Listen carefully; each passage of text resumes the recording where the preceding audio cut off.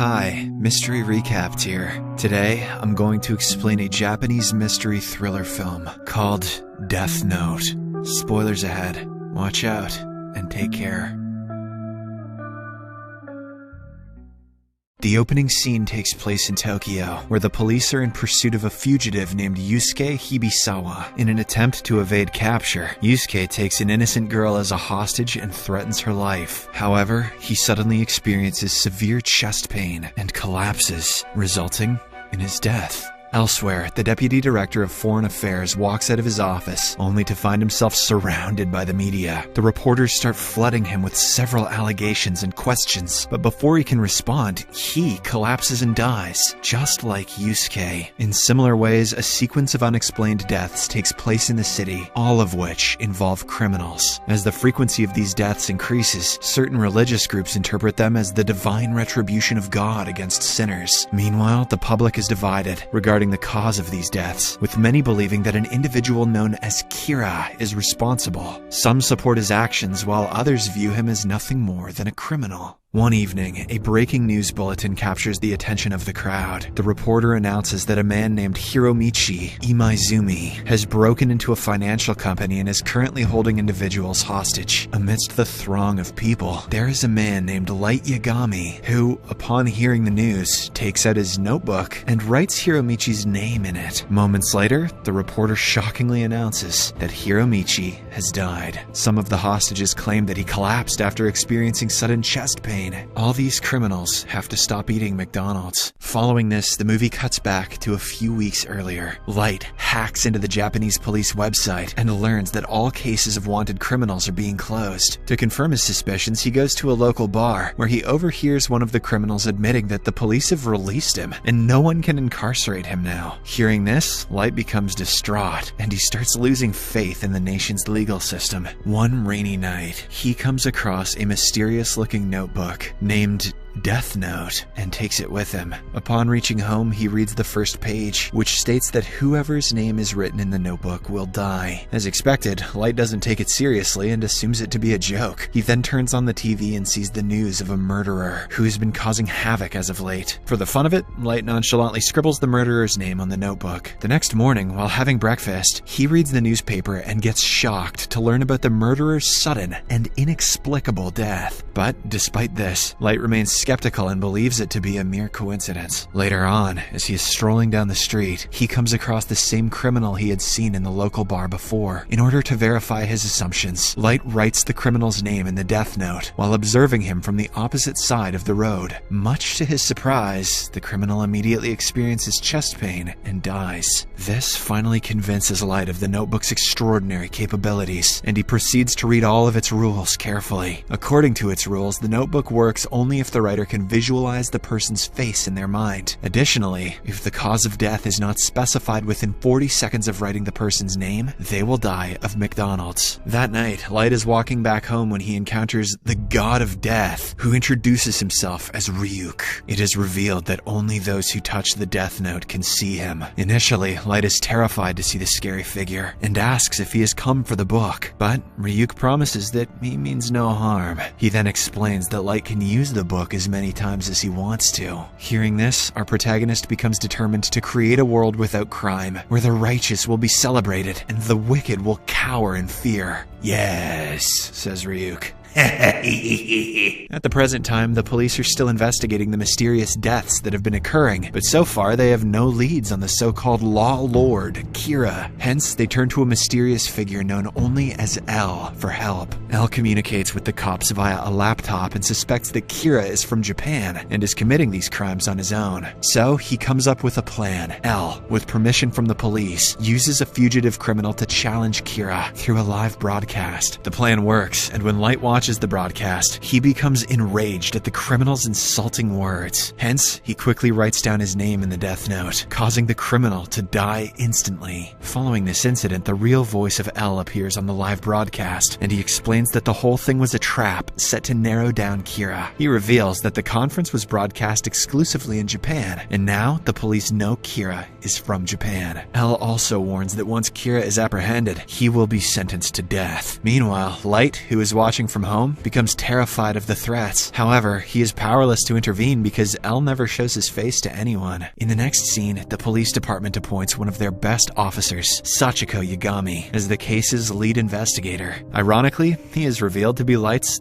father. With the assistance of L, the police continue their investigation. They examine the overall timings of the deaths and discover that they correspond to the timetable of a college. As a result, they conclude that Kira is a college student who does not kill anyone during his classes. Light, who can easily hack into the police database, becomes aware of this information and begins to change his killing times. When the police catch wind of this, they suspect that their information is somehow being leaked to Kira. Later, as Light is walking alongside his new friend Ryuk, he realizes that an unfamiliar individual is tailing him. Ryuk reveals that the same person has been tailing him for 2 days. Hearing this, Light is puzzled as to why Ryuk didn't alert him sooner, and the latter clarifies that he is neutral. He supports neither Light nor the police. The statement scares Light, and he decides to be more cautious from now on. One day, Light and his best friend Shiori board a bus, and the unknown guy follows them. Enraged, he confronts the individual, but the person feigns ignorance. A few moments later, a guy suddenly gets up from his seat and takes the passengers hostage. It is revealed that he is a wanted criminal who has just escaped from prison. Light wants to help, but since he doesn't know the criminal's name, he simply writes on a piece of paper that he is about to do something. When the unknown follower notices this, he attempts to stop Light, warning him of the potential danger. He also introduces himself as an FBI agent named Rei Iwamatsu. Their conversation is cut short. The criminal approaches them and snatches the piece of paper from Light, which is a torn portion of the Death Note. As soon as the criminal holds the paper, Ryuk becomes visible to him. The sight of the frightening monster causes the criminal to panic, because of which he runs out of the bus. Unfortunately, he is struck and killed by a fast-moving vehicle. Meanwhile, we get to know that the FBI agent Rei had been tailing Light because the whole police department suspects Sachiko of divulging information to his son. Now, with Rei's identity and appearance known to him,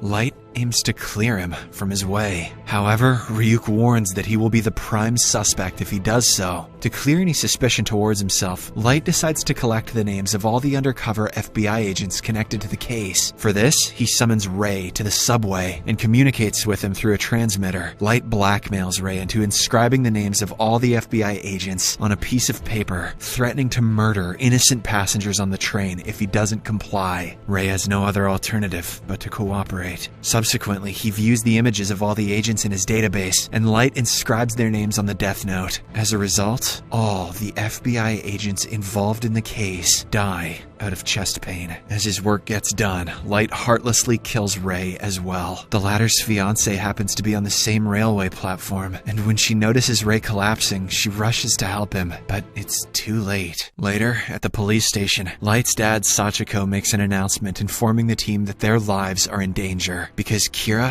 has begun killing non-criminals. As a result, he allows team members to withdraw from the case if they are afraid of being killed. After hearing this, everyone except 6 officers leave the room. The 6 of them demand that L reveal his true identity before proceeding with the investigation. In the next scene, they arrive at L's apartment and learn that he is just a young boy. However, he is extremely intelligent, which makes him stand out to the rest of the officers. L appears to have deduced that Kira can manipulate the cause of death, so he advises the team to use fake names to avoid being targeted by Kira. Together, they begin working to capture the murderer as soon as possible. Elsewhere, Rei's fiancée, Naomi, is devastated by Rei's death. She is revealed to be a former FBI agent who previously worked for L. She is now determined to find her fiancé's murderer and exact vengeance. Meanwhile, L discovers Rei's death video, in which he notices Rei pointing at someone just before he dies. Thinking that he has found the culprit, he calls Sachiko and the team to inform them. L then shows them photographs of the possible suspects, one of whom